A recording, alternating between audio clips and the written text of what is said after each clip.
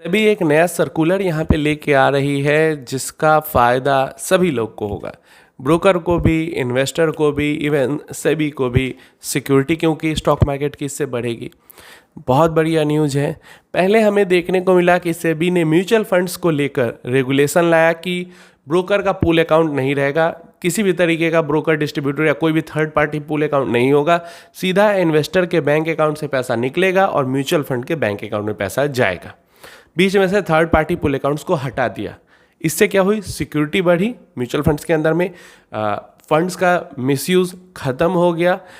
जो एनएवी का अलॉटमेंट है वो फास्ट हुआ, क्योंकि दिक्कत होती थी। अब अभी मैं पैसा डालूं, पूल अकाउंट में ही रह गया एक दिन तक पैसा, कोई कोई 5-5 दिन तक एनएवी ही नहीं अलॉट होती थी, तो ये सब परेशानी थी।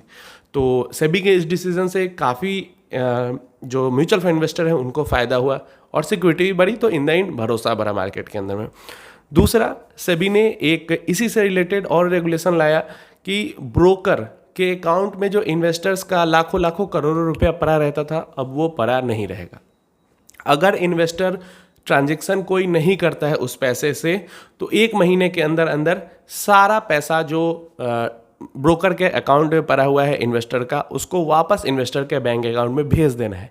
ऐसे में कई सारे ब्रोकर्स ने इसका थोड़ा सा विरोध किया था, क्योंकि ब्रोकर्स को फ्री का ये पैसा मिल जाता था।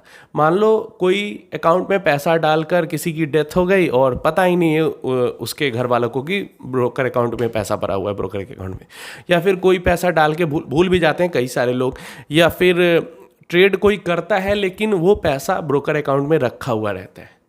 मान लो अभी उसको अपॉर्चुनिटी नहीं दिख रही तो उसका पैसा ब्रोकर अकाउंट में पड़ा हुआ है, तो ऐसे में करोड़ों करोड़ों रुपए फ्री में ब्रोकर को वर्किंग कैपिटल मिल जाता था। तो वो नहीं मिला, तो इससे क्या हुआ कि कॉस्ट थोड़ी ब्रोकर की बढ़ी, पैसे बाहर से उसको उठाने पड़ेंगे, लेकिन इन्वेस्टर का फंड वहाँ पे सिक्योर हो गया। तो ये 2 बिग डिसीजन थे जो कि इक्विटी मार्केट के अंदर में सिक्योरिटी को बढ़ाने के लिए सेबी ने लिया और इन्वेस्टर को बढ़िया फायदा इसका मिला।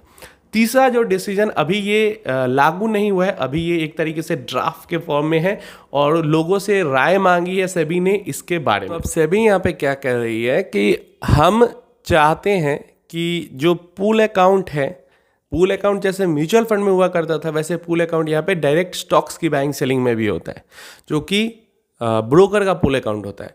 मैंने स्टॉक्स बाई किए, किसी ने सेल किए, तो सेलर के अकाउंट से पहले वो ब्रोकर के पूल अकाउंट में आता है स्टॉक, और फिर उस पूल अकाउंट से मेरे अकाउंट में वो सेटल होता है। तो इस पूल अकाउंट को वो बंद कराना, ख़त्म करना चाहती है।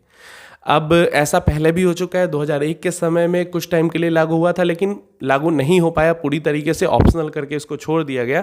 लेकिन अभी इसको परमानेंट करना चाहती है सेबी एंड कंपलसरी करना चाहती है सारे ब्रोकर्स के लिए।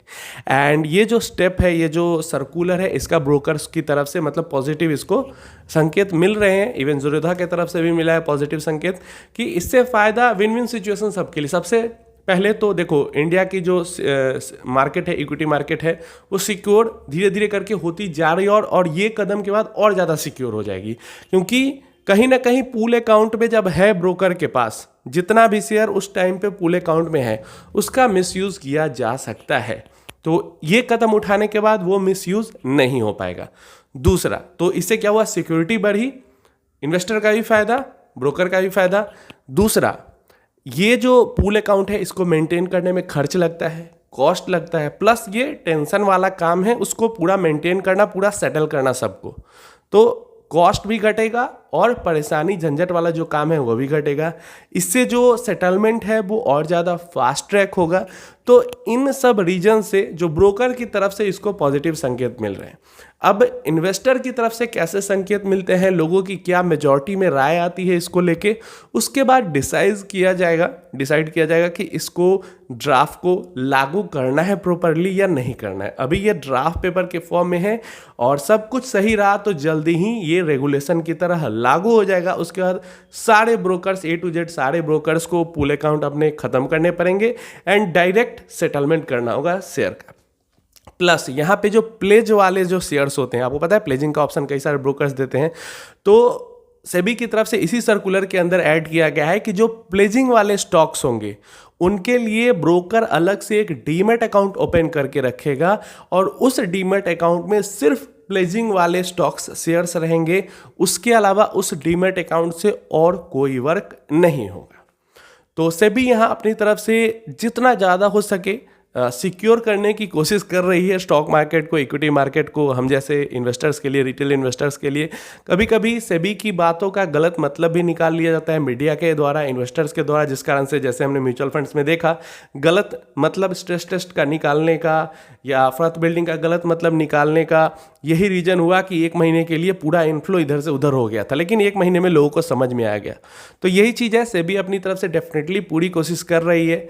आगे देखते हैं क्या होता है, ये लागू हो पाता है या नहीं होता है। आप अपनी राय इस पे जरूर देना कि अगर डायरेक्ट सेटलमेंट होता है स्टॉक्स का, बीच में से पूल अकाउंट हट जाते हैं, तो क्या इससे कोई दिक्कत परेशानी भी हो सकती है या एक बढ़िया डिसीजन हो सकता है।